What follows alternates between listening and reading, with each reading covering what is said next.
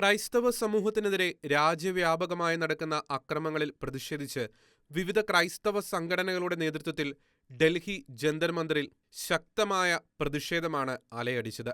അക്രമങ്ങൾ സർക്കാരിന്റെയും സുപ്രീം കോടതിയുടെയും പൊതുസമൂഹത്തിന്റെയും ശ്രദ്ധയിൽപ്പെടുത്താനാണ് തലസ്ഥാനത്ത് ഇത്തരത്തിലൊരു പ്രതിഷേധം സംഘടിപ്പിക്കുന്നതെന്ന് യുണൈറ്റഡ് ക്രിസ്ത്യൻ ഫോറം ദേശീയ vice president doctor Michael Williams പറഞ്ഞു.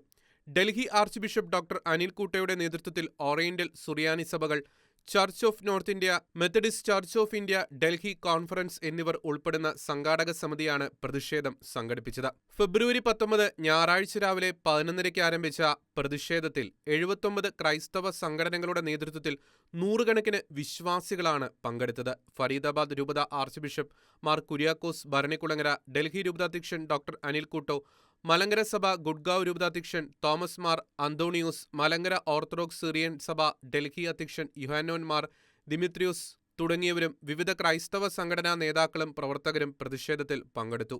ക്രൈസ്തവർ നേരിടുന്ന വെല്ലുവിളികൾ ചൂണ്ടിക്കാട്ടി രാഷ്ട്രപതി ദ്രൗപദി മുർമു, പ്രധാനമന്ത്രി നരേന്ദ്രമോദി, ഉപരാഷ്ട്രപതി ജഗ്ദീപ് ധൻകർ, ലോക്സഭാ സ്പീക്കർ ഓം ബിർള എന്നിവർക്ക് നിവേദനം സമർപ്പിക്കും. ദേശീയ മനുഷ്യാവകാശ, ന്യൂനപക്ഷ, ആദിവാസി, ഗോത്രവർഗ, വനിതാ കമ്മീഷനുകൾക്കും നിവേദനം നൽകുമെന്ന് സംഘാടകർ അറിയിച്ചു. യുണൈറ്റഡ് ക്രിസ്ത്യൻ ഫോറത്തിന്റെ കണക്കുകളനുസരിച്ച് 2022 മാത്രം ക്രൈസ്തവർക്കെതിരെ ഭാരതത്തിലെ 21 സംസ്ഥാനങ്ങളിലായി 597 അക്രമ സംഭവങ്ങൾ റിപ്പോർട്ട് ചെയ്തിട്ടുണ്ട്. പള്ളികൾക്കും സ്ഥാപനങ്ങൾക്കും നേരെ 1198 അക്രമ സംഭവങ്ങൾ റിപ്പോർട്ട് ചെയ്യപ്പെട്ടിട്ടുണ്ടെന്നും ഭാരവാഹികൾ ചൂണ്ടിക്കാട്ടി.